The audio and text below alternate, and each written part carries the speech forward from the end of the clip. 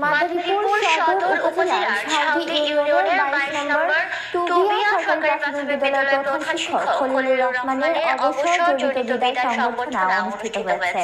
সোমবার সকালে বিদ্যালয়ের সহকারী শিক্ষক, দপ্তরি ও ছাত্রছাত্রীদের আয়োজনে বিদ্যালয়ের শ্রেণীকক্ষে এই বিদায় সংবর্ধনা দেওয়া হয়।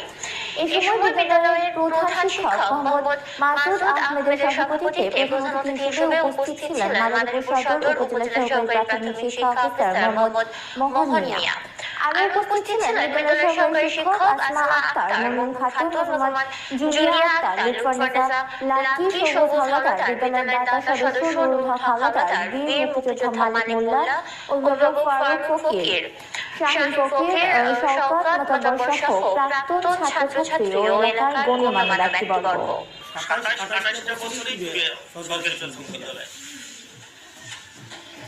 আমি এখানে এসে অনেক ধন্য।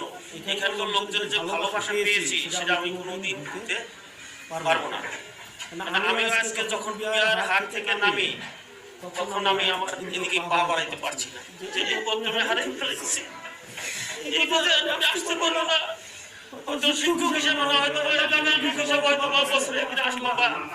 করলাম, এই হিসাবে আমি বিয়ার থেকে এই স্কুলে আসতে অনেক সময় লেগেছে। যাই হোক, আপনাদের যে ভালোবাসা আমি পেয়েছি এই ভালোবাসা আমি কোনোদিন ভুল করতে পারবো না। আমরা চাকরি করবো আমাদের থেকে খুব বৈচিত্র্যপূর্ণ একটি জীবন। আমরা শুধু শিক্ষক যারা চাকরি করে নিজের সন্তানের জন্য, চাকরি করে অন্যের সন্তানকে মানুষ করার জন্য, বাবা মা শিশুকে জন্ম দেয় আর তাকে সামাজিক মানুষ হিসেবে গড়ে তোলে আমাদের শিক্ষকরা। আর সেই শিক্ষাকে প্রাথমিক শিক্ষা হচ্ছে একটি ব্যতিক্রম। এই শিক্ষাটা যদি প্রশিক্ষণ না হয় তাহলে তো আধুনিক উচ্চ মাধ্যমিক আর কোনো শিক্ষাই নেওয়া সম্ভব হয় না। এই জন্য আমাদের সরকার এই প্রাথমিক শিক্ষা কি করেছে, বাধ্যতামূলক করেছে।